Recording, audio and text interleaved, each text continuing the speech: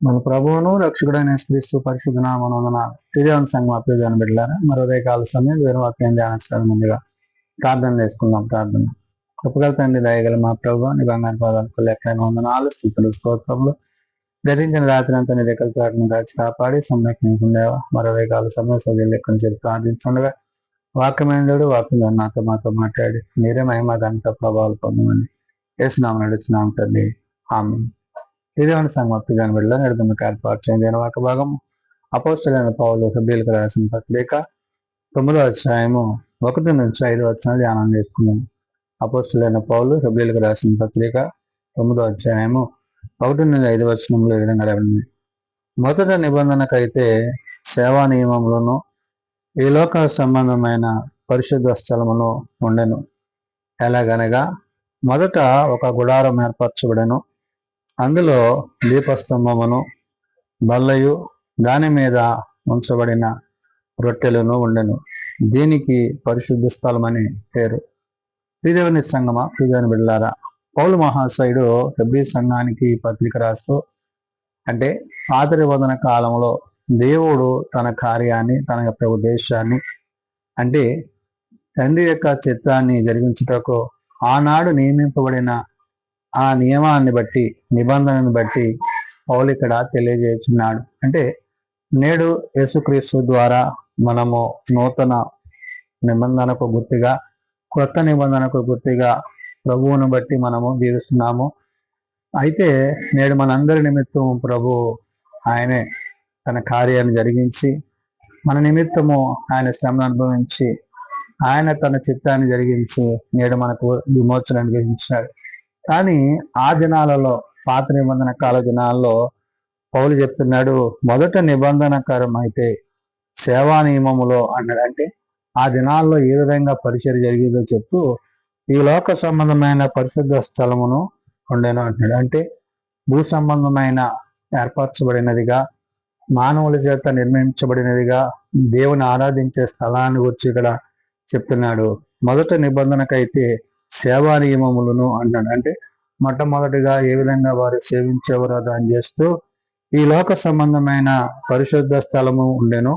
ఎలాగనగా మొదట ఒక గుడారం ఏర్పరచబడను అన్నాడు. అంటే ఏది అదే అంటే మొదట దానికి ఒక గుడారాన్ని ఏర్పాటు చేశారు. అందులో దీపస్తంభం పెట్టారు, బల్ల ఉన్నది, దాని మీద ఉంచబడిన రొట్టెను ఉండెను.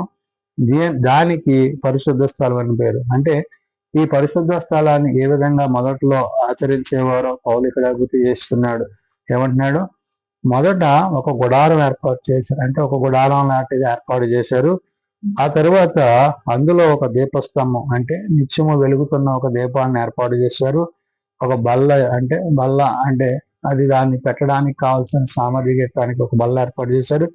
దాని మీద ఉంచబడిన రొట్టె ఉండను అంటున్నాడు. అంటే శరీరధారిగా రక్తధారిగా క్రీస్తును ఆనాడు తండ్రి ఏ విధంగా అయితే ముందుగా ఆ యొక్క దినాలను జ్ఞాపకం చేసుకుంటున్నాడో పౌలు చెప్తూ దాన్ని పరిశుద్ధ స్థలం అని పేరు. దాన్నే పరిశుద్ధ స్థలంగా వారు ఆచరించేవారు, దాన్నే వారు సేవించేవారు అని చెప్తూ రెండో తెరకు అవతల అతి పరిశుద్ధ స్థలము గుడారము ఉంది. అంటే ఈ పరిశుద్ధ స్థలానికి అవతల ఇంకోటి ఉండేది. ఏంటది? అతి పరిశుద్ధ స్థలం.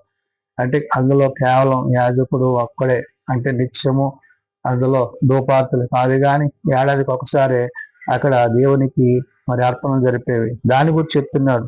రెండవ తెరకు అవతల అతి పరిశుద్ధ స్థలము గుడారం ఉండెను.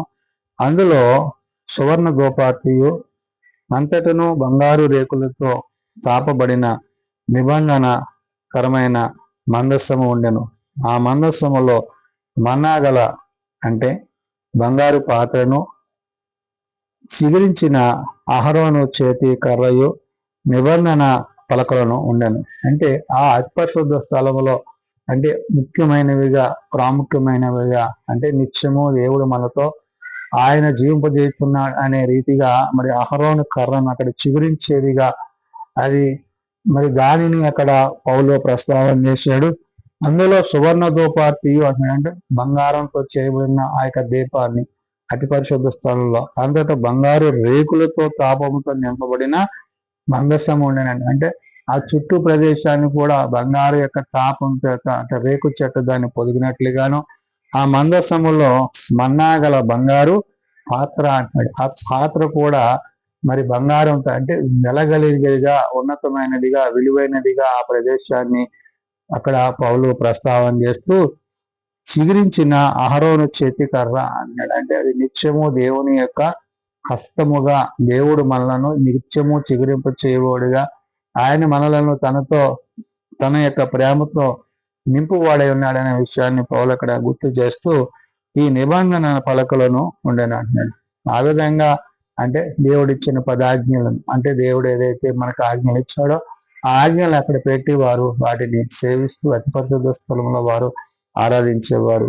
దానికి పైన కరుణాపీఠమును కొమ్ముకొనుచున్న మహిమ గల కెరూబులను వీటిని గూర్చి ఇప్పుడు వివరముగా చెప్ప మళ్ళపడదు అని. అంటే ఆ పరిశుద్ధ స్థలములో పరలోకంలో ఎలాగైతే దేవుని పైన ఆ కెరూపులు చెరుపులు ఏ విధంగా అయితే ఆయన నిత్యము స్థుతిస్తూ గాన ప్రతిగానాలు చేయొచ్చు ఆయన పరిశుద్ధుడు పరిశుద్ధుడు పరిశుద్ధుడు అని ఎలాగైతే అవి కీర్తిస్తుంటాయో ఆ విధమైన మరి పరిస్థితి ఈ యొక్క అతి పరిశుద్ధ స్థలంలో ఉండేదని చెప్పి పౌలు చెప్తున్నాను. అందుకనే దానికి పైన కరుణాపీఠమును కొమ్ముకొని చిన్న మహిమ గల కెరూబులను అంటే కొమ్ముకొనుచున్న అంటే చుట్టూ ఆ అతి పరిశుద్ధ స్థలాన్ని ఆవరింపజేస్తున్నట్లుగా ఉండే దానిని గుర్చి చెప్తూ వీటిని గూర్చి ఇప్పుడు వివరముగా చెప్ప వీలుపడదు అన్నాడు. అంటే ఏంటంటే దాని యొక్క ఉద్దేశాలు దాని యొక్క ఆవశ్యకత ఇప్పుడు అవసరం లేదు. అంటే ఏంటి, పూర్వం ఉన్న పరిస్థితులకి ఇప్పుడున్న పరిస్థితులకి పౌలు హెబ్రీ సంఘానికి నేడు సార్వత్రిక సంఘానికి చెప్పేదంటే నేడు ఆ అతి పరిశుద్ధ స్థలములో దేవుడు మన కొరకు అంటే తండ్రి ఇప్పుడు ఏం చేశారంటే మన పాపముల కొరకు మన అతిక్రమముల కొరకు నూతన నిబంధనగా తండ్రి తన కుమారుని పంపించడము ఆయన ద్వారా ఆ పాపము నుండి మనకు విమోచన కలిగింపబడ్డము రక్షింపబడ్డము. నేడు మనము క్రీస్తు ద్వారా మరి ఆ యొక్క నిత్యరాజ్యానికి వారసులు కాగడానికి దేవుడు కృపనిచ్చాడు. కాబట్టి ఈ కృపాకాలంలో ఉన్న మనము నేడు ఆ లోకంలో అంటే ఈ లోక సంబంధమైన పరిశుద్ధ స్థలాన్ని గురించి పౌలు ఇక్కడ వివరిస్తున్నాడు. అంటే ఇది ఈ లోక సంబంధమైనదే తప్ప పరలోక సంబంధమైనది కాదు. అంటే ఏంటి, ఇక్కడ నువ్వు ఆరాధించే విధానము పద్ధతి ఇవన్నీ కూడా నిన్ను ఎక్కడ తీసుకెళ్తాయంటే ఆ నిత్యత్వంలో నిత్యరాజ్యంలో తండ్రితో నీవు ఆయన సన్నిధిలో కుమారుని యందు ఆ కుమారుని యొక్క ప్రేమలో ఆదరణకర్త అయిన పరిశుద్ధ ఆత్మ ద్వారా నీవు నిత్యము నివసించేవాడై ఉంటావు అనే విషయాన్ని చెప్తున్నాడు. కాబట్టి ఇక్కడ దేని అందును మనము అంటే ఆ దినాలలో వారు చేసిన విధానానికి నేడు మనము సేవిస్తున్న విధానానికి ఉన్న వ్యత్యాసాన్ని ఇక్కడ పౌలు వివరిస్తున్నాడు. అంటే కొత్త నిబంధనకు మధ్యవర్తిగా అంటే ఆ దినాన్ని గురించి ప్రభు ఏమన్నాడు, ప్రభు ఇట్లా అంటాడు, ఇదిగో ఒక కాలం వచ్చుచున్నది అప్పుడు ఇశ్రాయేలు ఇంటి వారితోనూ యోధా ఇంటి వారితోనూ నేను కొత్త నిబంధన చేయదును అన్నారు. అంటే ఇశ్రాయేలు ఇంటి వారు యోధా ఇంటి అంటే దేవుని ప్రజలైన వారితో దేవుడు చేసుకోబోయే ఆ నూతన నిబంధనకు గుర్తుగా దేవుడు దాన్ని జరిగించారు అని క్రీస్తుని గురించి క్రీస్తు వచ్చి చేసిన కార్యాన్ని గురించి చెప్తున్నాడు. అంటే పాత నిబంధన కాలంలో దేవుని ఆచరించిన ఆచార విధానానికి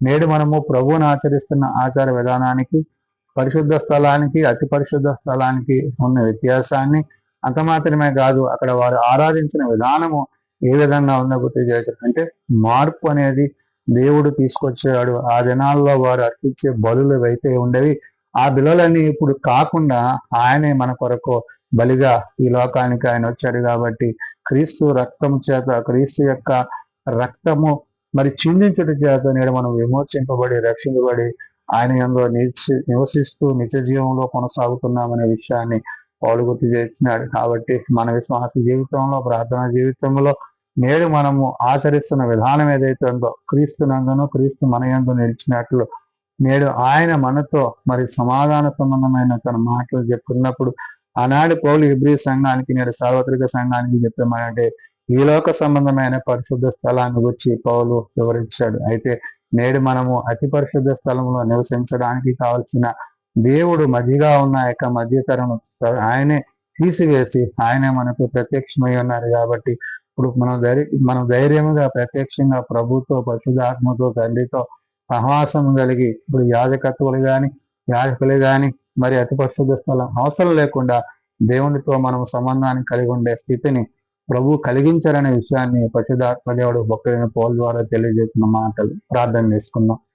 ప్రేమ నమ్మకం కలిగిన మా తండ్రి, కృప కలిగిన దేవ, నిజమేనైనా ఆ దినాలలో ప్రభా మరి వారు ఆచరించిన వ్యవహారాలను వారి గుడారమును ఏర్పరిచి అందునైనా సమస్తమును సమకూర్చి వారు ఆరాధించేవారిగా స్థుతించేవారుగా ఉన్నారు.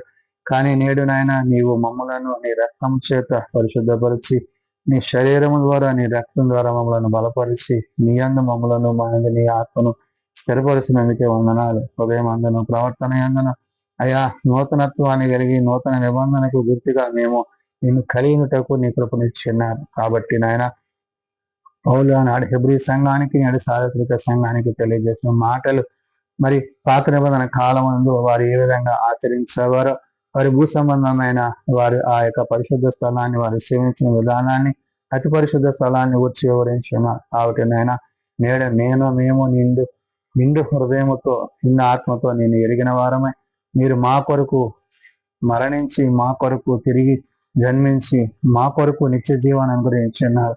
కాబట్టి ప్రభా మీరు తిరిగి రాబోతున్నారు కాబట్టి మీ అందు విశ్వాసం ఉంచిన నీ బిడలుగా నీ కుటుంబంగా నీ అందు నిలిచే నీ సంఘం మేమందరులకు సహాయం ఇచ్చింది. నేడు సార్వత్రిక సంఘానికి నువ్వు తెలియజేసిన మాటలు ప్రభా నువ్వు త్వరలో రానన్నప్పుడు వాని క్రియలను బట్టి వానికి ప్రతిఫలం ఇచ్చేవాడవన్నావు. కాబట్టి ఎవరైతే నీ అందు విశ్వాసం ఉంచుతారో వారు నిన్ను బట్టి నీ మాటను బట్టి తండ్రి యొద్దకు చేర్చబడేవారుగా వారు ఆ పరమందు నీతో సదాకాలము జీవించేవారే ఉంటారని ఉదయకాల సమయం నేను వాక్యం ద్వారా సెలవిచ్చున్నాం. కాబట్టి నాయన ఏది ఉత్తమమో ఏది ఉన్నతమో ఏది నిశ్చితమో ఎరిగి ఆ ప్రకారం జీవించడానికి నీ సహాయం దయచేయమని జూన్ మాసం అంతా నీ రేఖల చోటును కాచి కాపాడి నీ యొక్క నూతన మాసం జూలై మాసం మొదటి దినాన ఇటు రీతిగా నేను శిలించి ప్రార్థించనుగా వాక్య ద్వారిగా శరీరధారిగా నాతో మాట్లాడి మీరే మహిమ పొందుకోనమని యేసునామం నడుచున్నాం తండ్రి. ఆమేన్. పరలోకమందున్న మా తండ్రి నీ నామం పరిశుద్ధపరచబడుగాక, నీ రాజ్యం వచ్చేగాక, నీ చిత్తం పరలోకమందు నెరవేర్చినట్లు భూమి మీద నెరవేరుగాక. మానవనాడు మాకు దయచేయము మళ్ళీ ప్రారంభం చేసిన వారిని క్షమించిన ప్రకారం ఆ ప్రారంభించు. శోధనలో ఏకాదశిని తప్పించను. రాజ్యము శక్తి మహిమ నిరంతరము నీవే అన్నది తండ్రి. ఆమేన్. మన పరమ తండ్రి అయిన దేవుని ప్రేమ, ప్రభువైన యేసుక్రీస్తు కృప, ఆదరణకర్త అయిన పరిశుద్ధ ఆత్మ సహాయం సదాతోడేండి సంరక్షించను గాక. ఆమేన్.